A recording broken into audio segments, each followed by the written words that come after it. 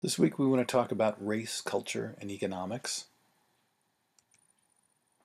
Now, another result of the removal of the Hollywood code was that some other races were actually allowed to mix with white actors on screen, and this is something that was prevented for a long time in cinema.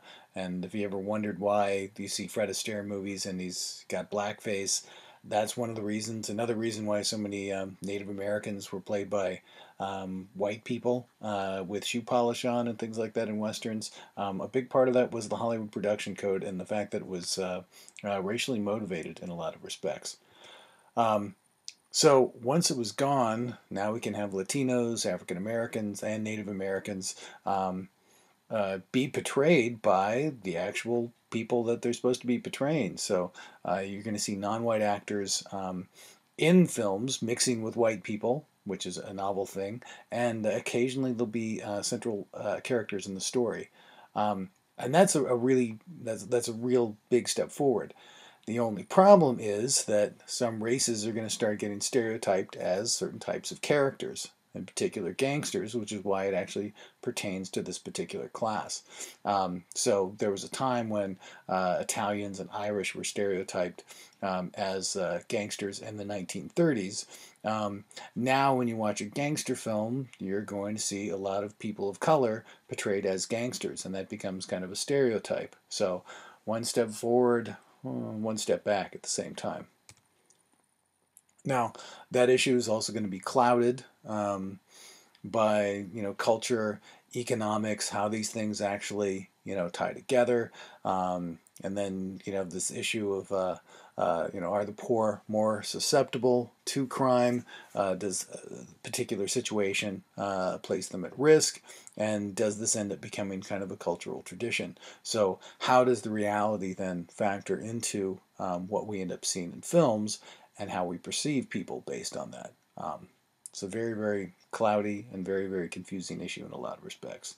But we're talking about films here, so we'll move on to that.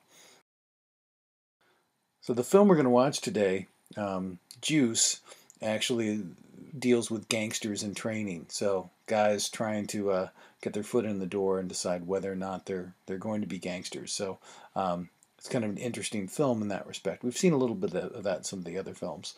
So how do gangsters get their start, and why would somebody want to become one? These are all explored in Juice. So it's from 1992, directed by Ernest Dickerson. In this film, we've got a group of truant teenagers. So these guys never go to school. They just kind of hang out. They don't have any money. They start looking at the neighborhood that they live in and what they have going on, and they want to make something happen. And crime seems to be the way to actually do it. And so you have this cycle of poverty, violence, and it ends up kind of tearing up this group of friends who are kind of unable to sustain their friendship through what they end up doing. And one thing to pay attention to is Tupac Shakur's character in this film, the character named Bishop.